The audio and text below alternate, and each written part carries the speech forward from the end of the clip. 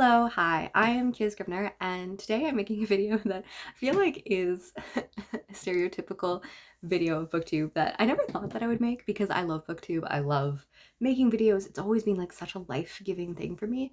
But recently my life has become a little busier and just a little more chaotic, and I was doing so well. I was like making consistently like a video a week, and it gives me so happy. And I have been feeling quite slumpy, and I've been feeling like my health has been taking a huge toll on me. And yeah, I do think that I kind of want to be like, hey, I don't want to just disappear, but I will probably be a little infrequent lately. For those who don't know, I have a lot of chronic health issues and some neurological disorder. For the last year and a half, they thought that I had MS, and I just got clearance that that's not what I have. So I have a whole video from December going over all my symptoms and going over a lot of my experiences if you're interested in my health journey, and everything in there is true except for maybe what the future will look like, because it will not necessarily look like all of the ways in which MS goes in the future, but the things that I'm talking about are things that I experience currently. It is probably something still neurological, still have all the neurological symptoms, which as someone who has been in and out of hospitals, in and out of like things for more than 5 years now, it is exhausting for me. So this has been a huge year for me because I have gotten further testing. I graduated after having like a big gap in there, and I recently also started working again, which is I think where the fatigue really comes in, because I know that I don't have a capacity that is huge, and volunteering and being very involved in my community and my church is always important to me.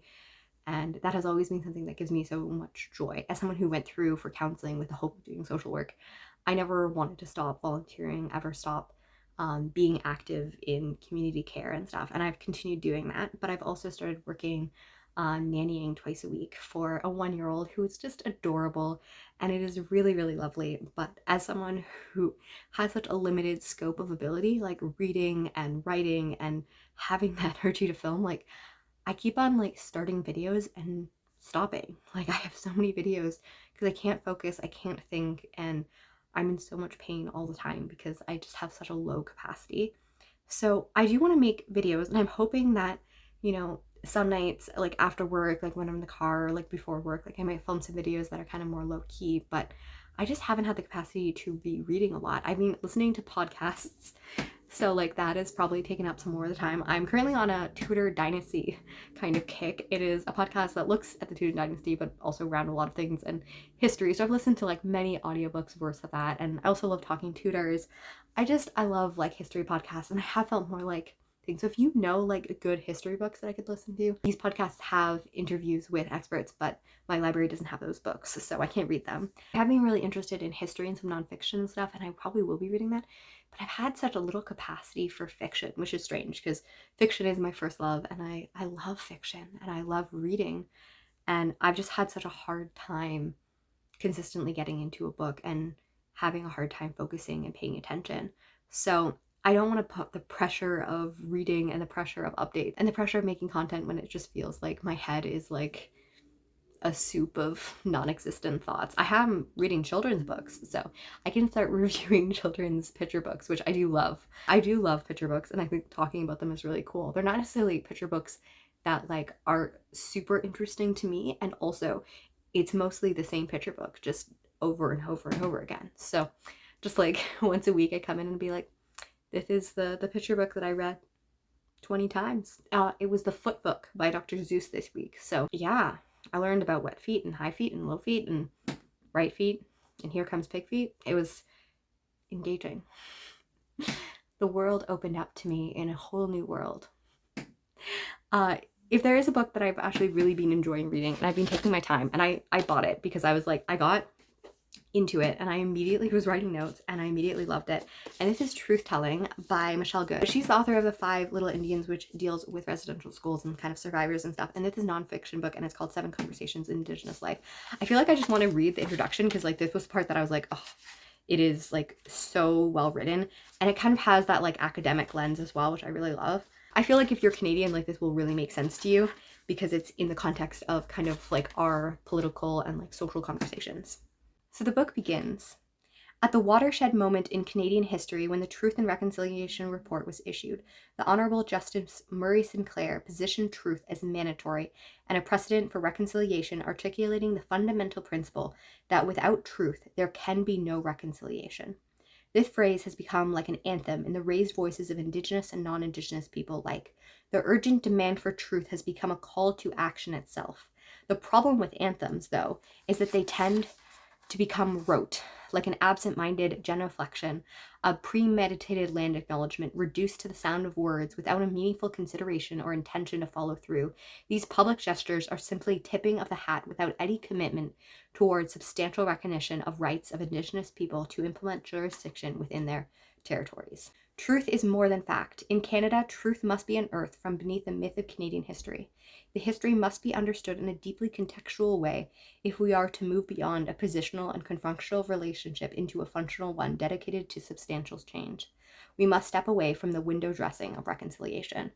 And I was like, Michelle Good, like, truth. Also just like fabulous writing. Like, she writes so clearly and so concisely and capturing like, you know, everything is very familiar if you're ever in like public places in Canada, like all of that makes sense. And like I learned so much from this. Like I feel like a lot of the context is known to me, but she really does say throughout the book that like you need to not just know the fact but also the context. Like I knew that like the Canadian government and lots of people like went through and like murdered and like butchered a lot of buffaloes to the extent of extinction, and like this was huge. I didn't realize that part of this was to literally starve Indigenous people into treaties. So it was like they took their ability to feed themselves and then like punished them into treaties. And like I knew that there was like a lot of manipulation with treaties, and I knew that the buffaloes had been killed. I didn't understand the context of both of them and how they purposely put them into a poverty state. She does a really good job of taking a lot of the facts that like I learned in school, like a lot of people learn in conversations, but like actually contextualizing how it plays out today and how it played out then. And I really look forward to it. I've only read half of it because like I stopped because I like had notes and things, and I don't think it's a book that you should like rush through. So that is like the book that I've been enjoying the most. And I have been enjoying like kind of reading more nonfiction. I think I'm gonna reread like Know My Name by Chanel Miller because I've just had that on my mind in like some things going on in the world and stuff. And yeah, I am excited about reading in some ways, but I just think that like I feel like I'm gonna be like reading like one book a month. And yeah, I will be making videos, but I might be here a little more sporadically than usual. And I also feel like I just haven't had the capacity to like watch booktube in the way that I would like to. So I still love you guys. I'm still interested in what you're saying. And yeah, I will still be around, but I might be a little bit absent as I'm adjusting to this new season, and I'm trying to like live in a world in which I just don't have the capacity of a regular person. I want to be active in my communities and in, you know, the family that I'm in and stuff like that, and not feel this constant like tug to the fact that I feel like I'm not doing the reading and I'm not doing the other things that I want to be doing. I still really want to be present in the booktube community because I really love you guys. I really love the community, and so many of you I have known for so many years and I really admire and love, and I know that I just won't probably be watching your channels or like catching up with you guys the same degree, but know that I am still here and I will pop in when I have the capacity to. And yeah, if there's things happening, let me know, you know? And yeah, don't go anywhere. I will be back. Until next time, I hope that you have good weeks and good months and good readings. And let me know what you've been reading, what you've been excited about. Maybe you will like hit a nerve in which I will be passionate about that.